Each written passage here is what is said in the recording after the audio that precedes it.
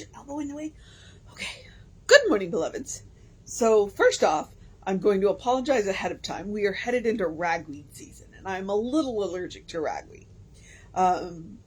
You'd be surprised at what's in the ragweed family. Cantaloupe, honeydew, daisies are in the ragweed family. Echinacea's in the ragweed family. I think feverfew's in the ragweed family. So I might be a little congested for the next, couple of months while the ragweed climbs. So I'm just going to apologize ahead of time of that. And Foster's in here, and so if you hear duck noises, it's just my cat. He's got this particular quacking noise that he makes that we're just like, are you part duck? What is going on? I highly doubt he'll make a can meow because he's laid out on his side now. But, hey, it's Monday. All right. It is August 14th. Our title is Today is a Day of Peace. And our author is Lola, Pauline Mays. And this was published in Creative Thought in 1964, which was the Science of Mind Publishing. Okay, so she starts out with a quote. So, today is a day of peace, and let the peace of God rule in your hearts. And that is Colossians 3:15. A heavenly peace flows over me, not because of me, of what I have or done or have not done, but because I have turned to God, the Spirit, who is the Lord of peace, Prince of Peace. Don't know how to gender neutral that one. The Monarch of Peace. In this moment, I am lifted into a divine realization and see the truth about myself, my family, my neighbor, and my country. I realize that God within me, an intelligence, can clear my way as my mind remains in a state of peace. I no longer fight a battle of appearances because I have accepted victory from within. In this calm trust, I am awakened to the truth that all God can do for me must be done through me. This stabilizes my mind, and my answer is assured. Every day,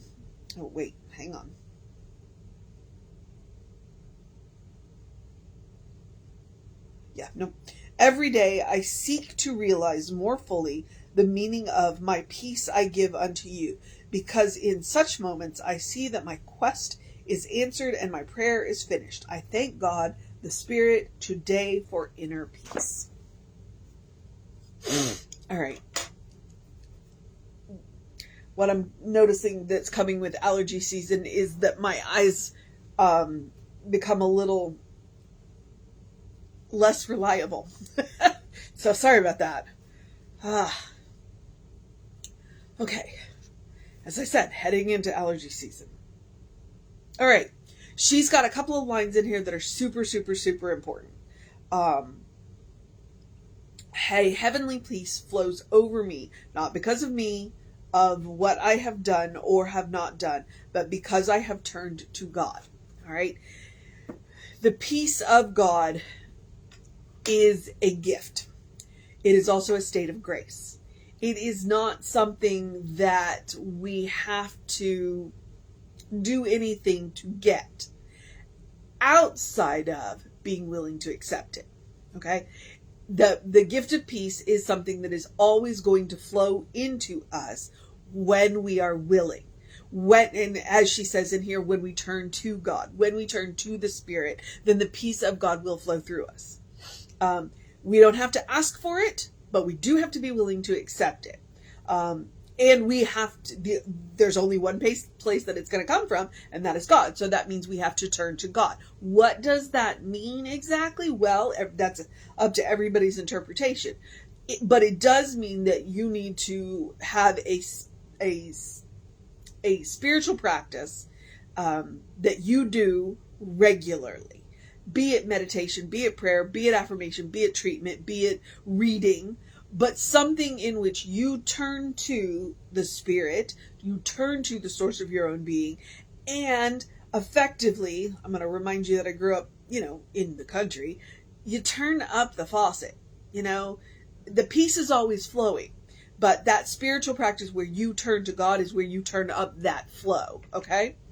So it's always there. It is always flowing. You just have to be willing to accept it. And the spiritual practice is how you do that, whatever your spiritual practice looks like.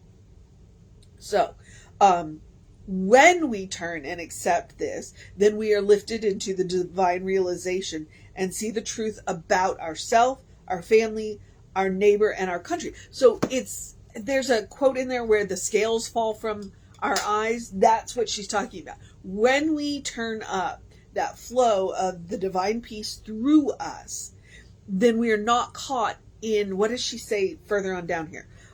We're not caught up in appearances. Let's see.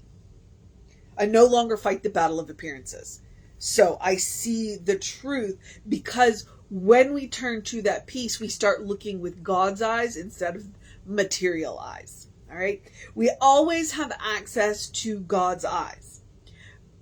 We do get a little caught up in the material world. So we get caught up in, as she called it, the battle of appearances. But when we turn to that God's peace, then the scales fall from our eyes. We start to look with God's eyes rather than, meaning our spiritual eyes, rather than our material eyes. And so we see the truth behind the appearances. Because I have accepted victory from within, in this calm trust, I am awakened to the truth that all God can do for me, must be done through me. That is one of the basic tenets of science of mind. Anything that you want can be done, but it has to be done through you. Meaning, you have to, 1, pay attention, and 2, listen. Whatever it is that you want, when you go to the source of your own being and you say, this is what I want, God says, okay.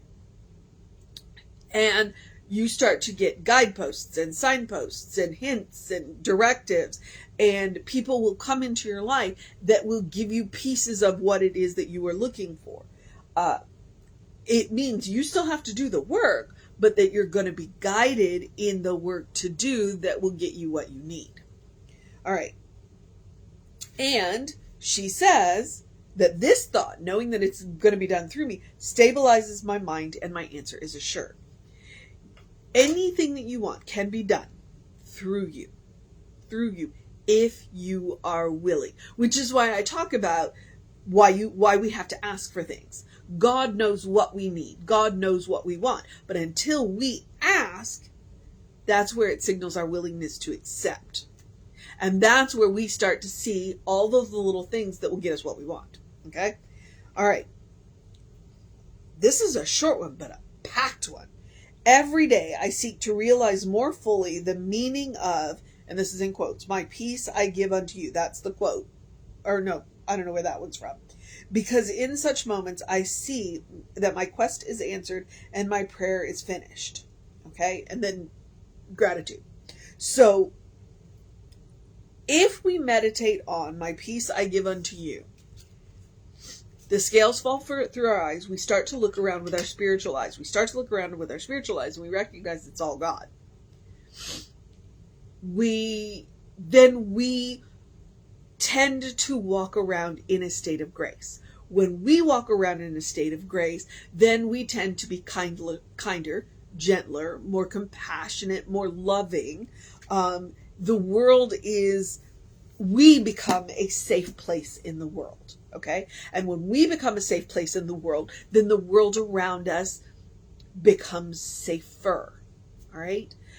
People come into our peace and go, oh, this is nice. I like this. How do I do this?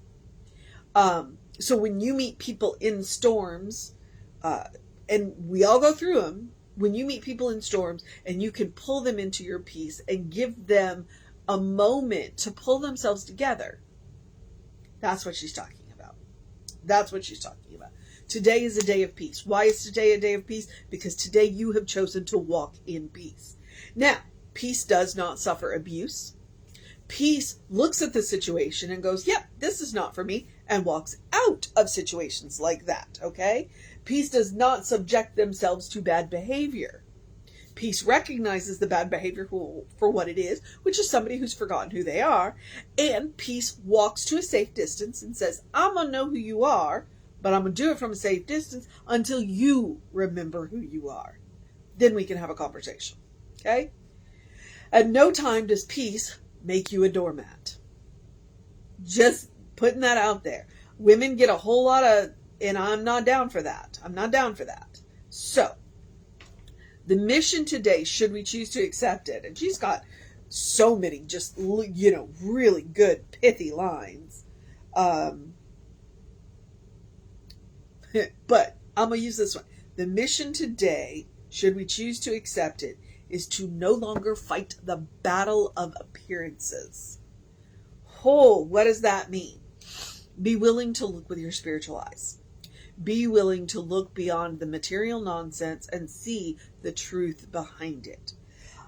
Occasionally, and I haven't done it in a while, I remind you to go back to who God knows who you are. Okay?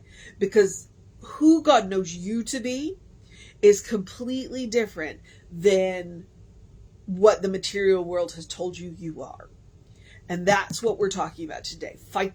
We're not going to fight the battle of appearances today. We are going to let things be what they are going to be, and we are going to do the work that is ours to do to change what is ours to change. And we are going to see the truth. We are going to be willing to look with the spiritual eyes. We are going to be the islands of peace, so that when we meet people who need a little extra safety, we can be that. Doesn't mean we're going to become doormats, okay? So somebody walks into your life and starts storming in your peace and creating a bunch of chaos. You are welcome to move your peace, 3 steps to the right or the left, and just know that know for them that they remember who they are, okay? You don't have to subject yourself to somebody else's storm. You do not have to save anybody. You can be there if they can pull themselves together and aren't trying to destroy you in the process. But you know what? Sometimes the only thing we can do is simply sit back and go, I'm going to know the truth about you, that you are a beloved child of God, and I'm going to hold that space until you can remember it. Yep. Occasionally you want to look at it's in the Eastern mind, it's called loving kindness, and in Western we call it tough love. It's like, you got to make the best choice for yourself and the other person, and sometimes it means to get the heck out of the way. Okay. All right. Because remember, today we are stepping into peace, and sometimes that means getting out of other people's lives. Your peace is more valuable than the chaos that they are creating. Okay? All right. I don't know who needed to hear that, but apparently I needed to say it. So, you have your mission today. We are no longer fighting the battle of appearances. The other mission I'm going to give you is the same mission I give you every day, which is the spiritual practice of doing something loving for yourself, doing something kind for yourself, doing something compassionate for yourself. Whatever that looks like. Big or small, it does not matter. Today we are practicing peace. Today we are letting the scales fall from our eyes. Today we are seeing with our spiritual eyes. Today, and I can't think of anything more loving, kind, and compassionate that we can do for ourselves than turn up the peace of God. It is always there. It is up to us to turn to God and say, you know what? I want more of that. I want more of that. What have I got to do to get more of that?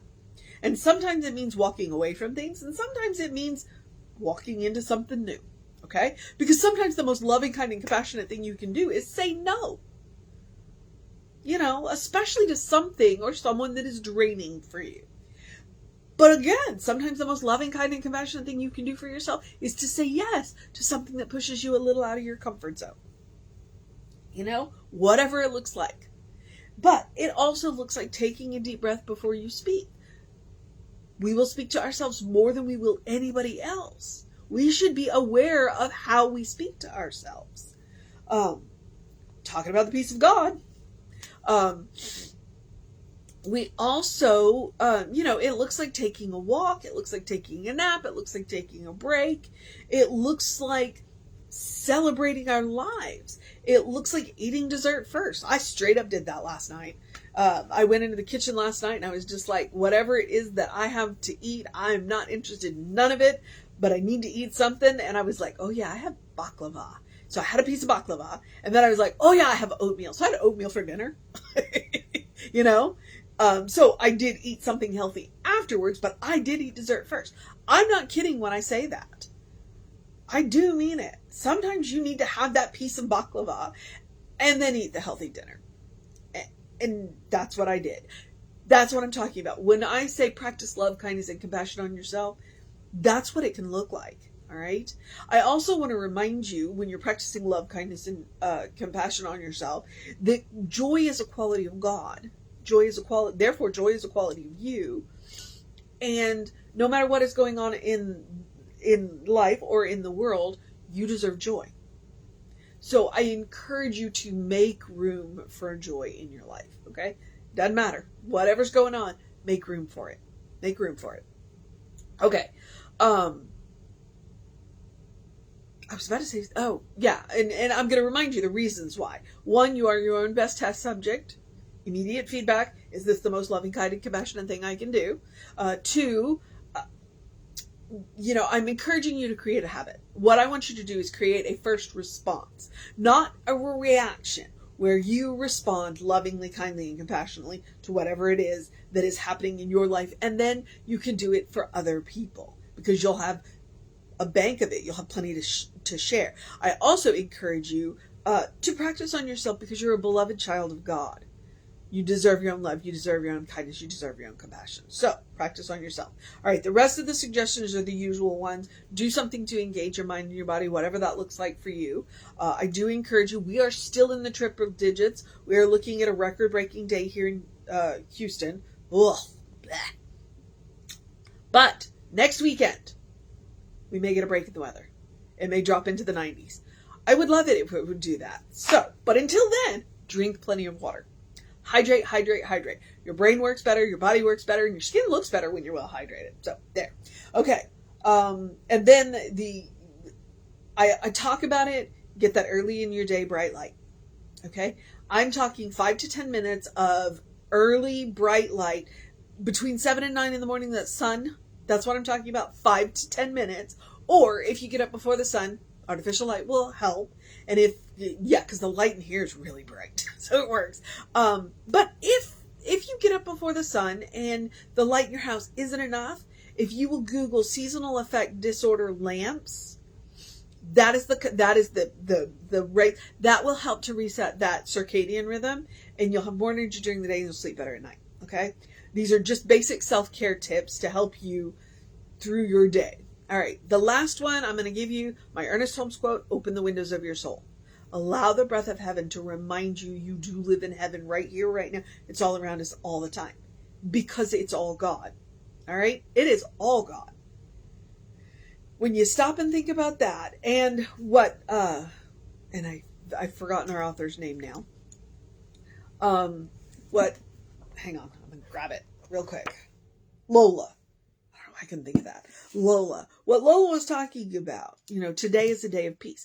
Every day can be a day of peace, because when we turn to the source of our own being and we turn that flow of peace up through us, we turn that flow of love up through us, then we look around and we see the truth, which is it's all God. We move through the world differently. We respond differently when that happens. And if we're going to create a world that works for everybody, the only place we have to start is with ourselves. And that's where we start, by opening the windows of our soul. Do something that sets your soul on fire at least once a day. At least once a day. If you can't do it all day. All right. So, and you can always take Emma's advice. Look for the good and praise it. Look for the good and praise it. Gratitude will get you everywhere. You want to create a heavenly mindset, which is what we're talking about. A heavenly mindset, a state of mind that is heavenly. Gratitude will get you there. Trust me, it works. I have permission to say I had, my partner was just grumpy, and had just several grumpy days in a row, and turned to me and said, okay. And I said, why don't you start a gratitude journal? Just pick, 5 things every day that you're grateful for. And within a week, he's like, oh, yeah, I feel better. Try it. It works.